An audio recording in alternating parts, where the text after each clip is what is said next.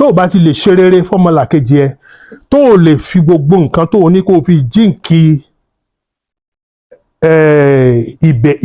ìbí rẹ ìran rẹ kò jẹ́ nǹkan kan. Àwọn èèyàn wọn bí ààrẹ ọ̀nà kakanfò ibà àpáràpá tí ń dẹ́rù bara rẹ̀ lájùbà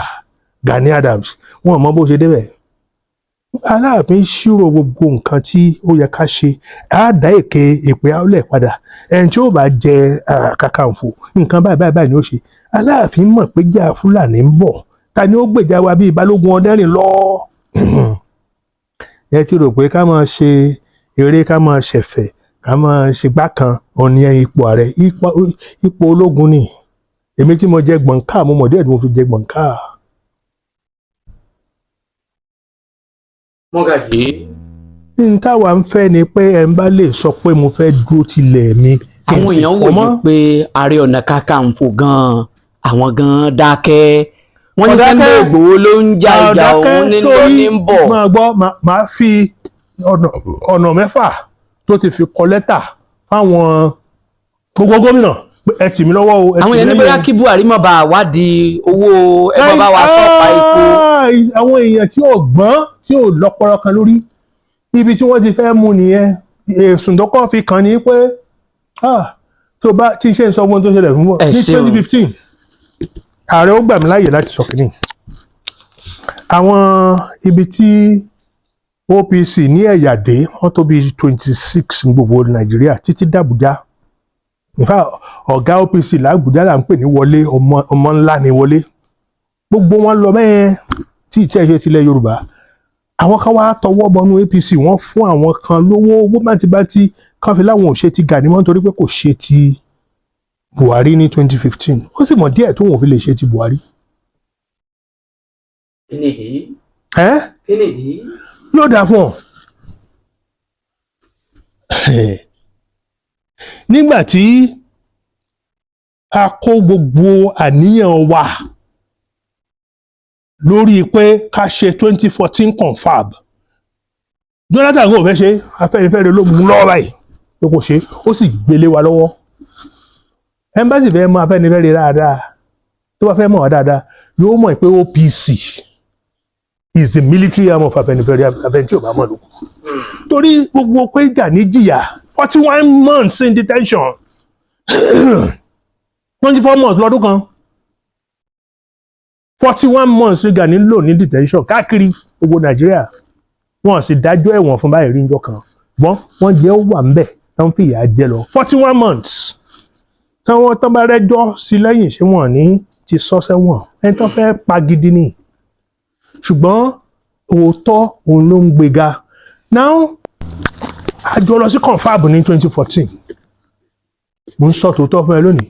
out of the 620 resolutions ó kéré tán 420 ń bẹ favour Yorùbá. Wọ́n ń pe bọ́ọ̀ kan ní Bọ́lájí Abdullahi ó ní ṣe spokesman àwọn ADC ní ìsìn sọ̀rọ̀ mo mọ n tó ṣe against Yorùbá ṣe bọ́mọ Ọlọ́rin ni Ìbọ́lájí ní jẹ́ ó wo Professor Akínyẹmí ń jọkàn láì ọmọ àgbẹ̀ Afẹ́nifẹ́re tí wọ́n fi ṣe kóòtíà ó ní ó dé nìyẹn kí prof mark Yorùbá ló ń sọ ó dé ní ìmọ̀ bọ́yọ́ gbọ́n nǹkan mi o ó ló dé nìyẹn láwọn èèyàn tiẹ̀ ló máa ń pè kì í pé àwa èmi Yínká wá pè Bọ́lájí Yorùbá mà ní ẹ̀ àbó máa tó ń sọ kò mọ̀ pé àwọn èèyàn ń bẹ lẹ́yìn o. Sórí àwọn ìjà táwọn Gani jà ó pọ̀ iṣẹ́ tán wá gbé fún Gani níwájú Ọlọ́run wájú èèyàn ẹnìkan tán ń pè ní Oronto Douglas ó rẹ̀ bó ti papòdà ní ìsìnkú ọ̀run fọ̀run kẹ ló wá yẹ kó ti papòdà òun ló pe Gani pé problem tá a ní jù is our pipeline.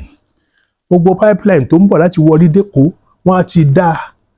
láti Ondo state láti Edo state wọ́n á ti dá kò tẹ̀ ní dé Gàtí gas kò ní dé Ẹ̀gbin kò ní dé Ndepo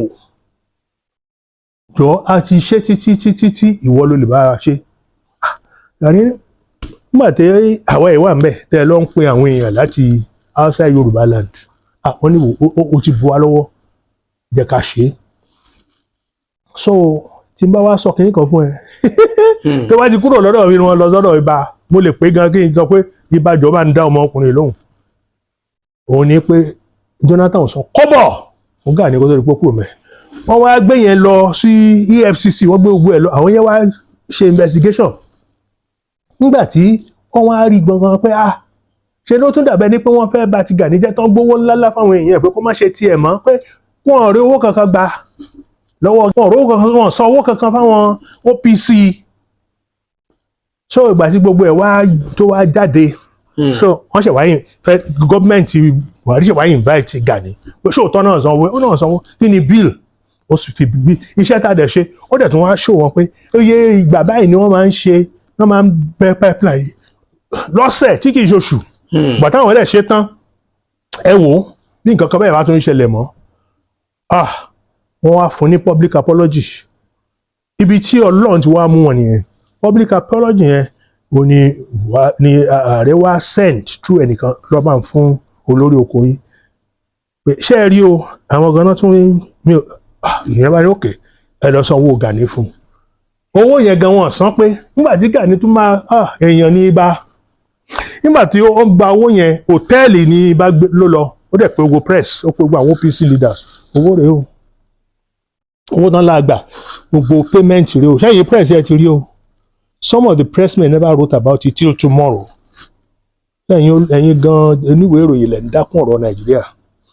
so ẹ̀yin àgbààgbà OPC kí ni ká ṣe ẹja pin ààrẹ mi ní ẹ mọ̀ pin lójú gbogbo yẹn ni o ṣùgbọ́n mo nílẹ̀ kan bì kan mo fẹ́ fún ẹgbẹ́ as at that time o ṣé ń gbọ́ o ààrẹ ò tí ì move sí ilé tó wà níbí yìí o inú kùrú kan ló sì ń gbé o ó ní ilẹ̀ yẹn lòun fẹ́ kọ́lé sí ó ní ṣùgbọ́n nǹkan kan tó ń sọ fún òun ni pé wọ́n kọ́lé yìí àárín ìgboro nílẹ̀ wà ibi tó dáa níkẹjà ẹ jẹ́ ká kọ́ ibì kan ká pè ní Odùduwà house pé orúkọ tá à ń jẹ́ orúkọ Oòduà òun ló máa ń kó wa yọ kí la fún Oòduà wọ́n dẹ̀ tí ì sọ Oòduà state wọ́n tí ì sọ Oòduà nation ẹ jẹ́ akọ́ ilé ìka pé wọ́n bá rọ́pò àtẹ̀wọ́ ilé yẹn ni mo ti lọ ṣe meeting lẹ́jọ́ mẹ́ta ẹ̀ fún gbogbo àwọn delegates tó ń lọ sí Àbújá fún àpérò tá a fẹ́ ṣe ní 15th màá fi photograph ilé yẹn gan màá send ẹ̀ sí ẹ̀ 5 stories wọn ti ń kọ́ láti ìgbà yẹn wọ́n ṣe parí ẹ̀ ni bẹ́ẹ̀ ni pé mi gan mo jábàálẹ̀ ilé yẹn ni ibi tí wọ́n fowó yẹn ṣe nìyẹn o so ẹni gangan tí wọn ò bá dùn jù láti kó páńpẹ́ àti ṣẹ̀kẹ̀ṣẹ̀kẹ̀ lé lọ́wọ́ ní ààrẹ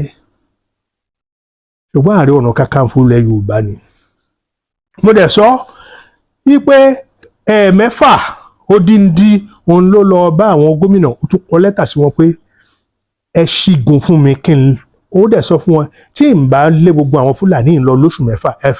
ẹ fọwọ́ rẹ̀ mi mú ṣé tí wọ́n sòótọ́ kan fún ẹ gbogbo Àmọ̀tẹ́kùn gan tán dá sílẹ̀ gbogbo nǹkan tá a fi defend Àmọ̀tẹ́kùn mi tí mo kọ́ ni ààrẹ ẹ̀dá ilé tí mo kọ́ òun ló lọ fi jíṣẹ́ nílé ìgbìmọ̀ aṣòfin lẹ́kọ̀ọ́ èmi lọ defend ẹ̀ ní House of Chiefs ní Ìbàdàn the same ẹ̀dá yẹn náà la mú káàkiri gbogbo assembly sílẹ̀ Yorùbá most of it náà ni wọ́n múlò ẹ bá lọ ọlọ́pàá o ìtàá sójà ní ẹ lò báyìí ní ẹ ṣe gbogbo ẹ ní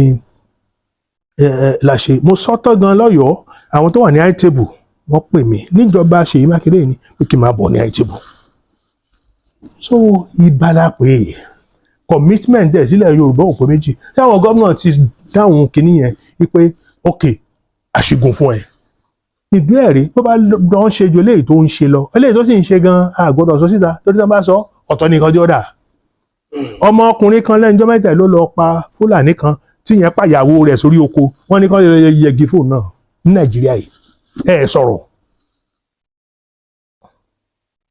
sọ̀rọ̀ àbùkà kan gan agbé òun náà wọ́n yẹ fẹ́ gbé Ìgbòho òun lẹ fẹ́ ẹnìkan péré la sì ní nìyẹn o so náwọn ìjọba yín bá láwọn ṣígun fún